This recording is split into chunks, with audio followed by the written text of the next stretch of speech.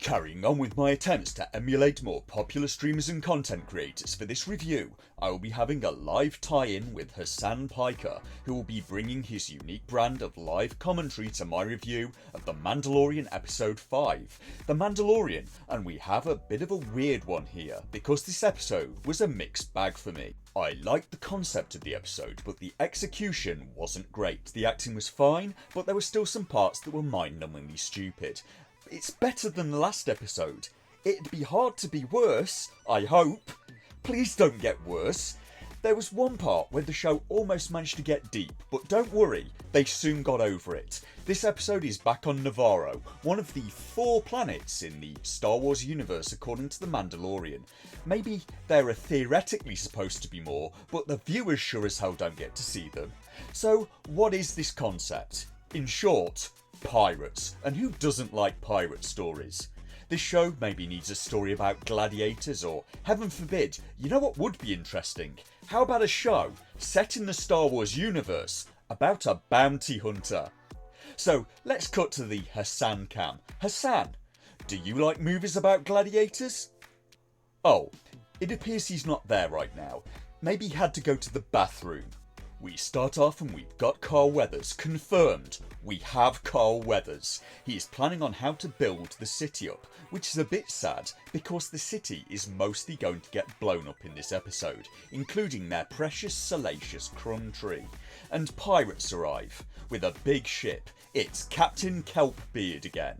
They're from the same group of pirates who got shot a few episodes ago and are back looking for revenge.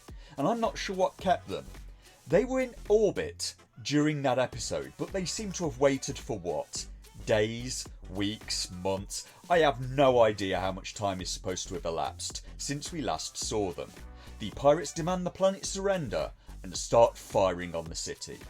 Carl Weathers sends out a message to a New Republic Ranger asking for help, and I like the actor playing this guy.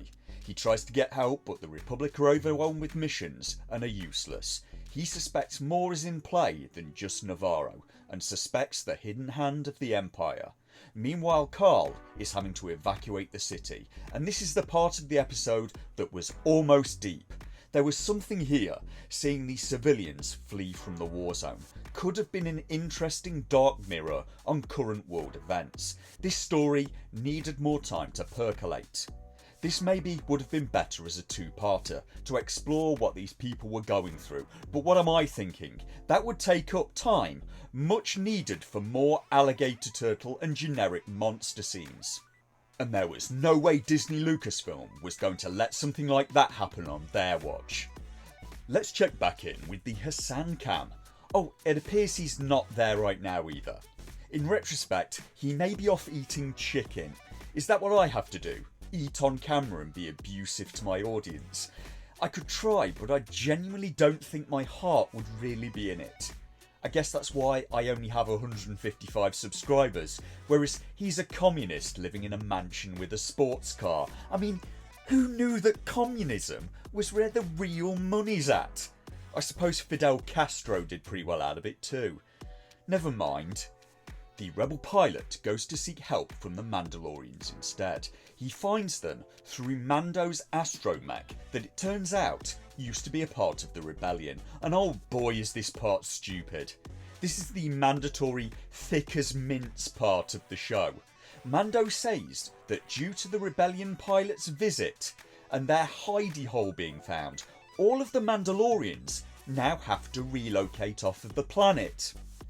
And I nearly exploded again, because we found out last episode that the Mandalorians didn't relocate, even after a load of them got squashed by one of the many Godzilla-sized monsters on this planet. They didn't relocate, even after their children were getting eaten by dragons, and now it turns out leaving was an option for them all along.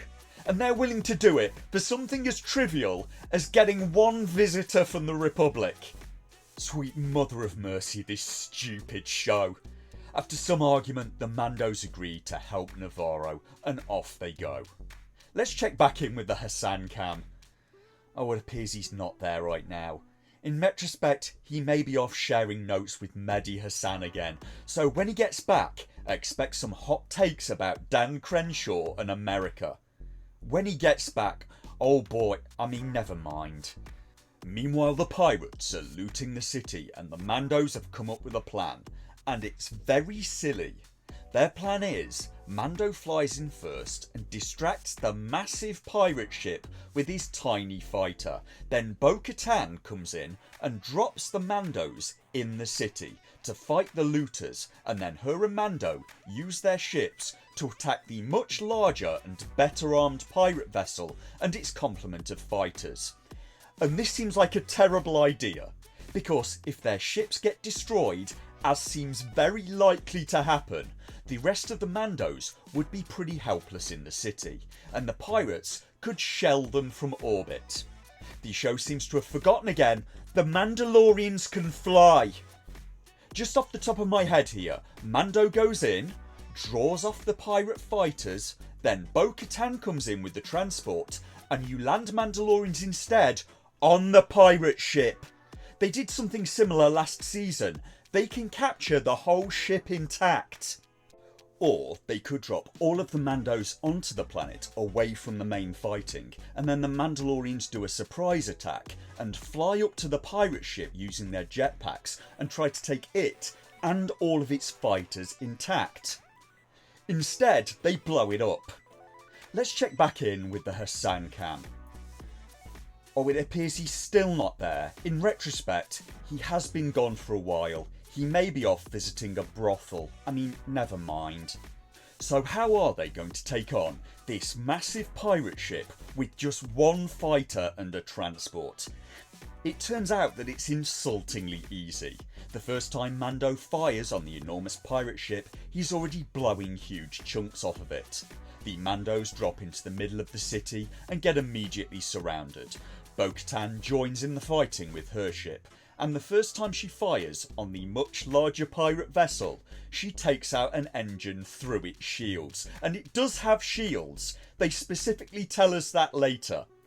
After the last few Star Wars movies in this though, it's unclear what the shields do, if anything. So the pirates all lose, the good guys lose no one. The Mandos get given land on Navarro as a thank you, and Bo-Katan gets sent off to find and recruit more Mandos and reunite their people. The rebel pilot investigates the area and finds that Moff Gideon has gotten loose. So there we go. Mando episode 5, an episode again, full of promise, budget for days, great CGI, a promising plot, a promising bad guy, and they f***ed it up a wall. So let's check back in with Hasan cam one last time. And he's still not there. And I'm just going to be straight with you. It's all a bit of a f*** up, really.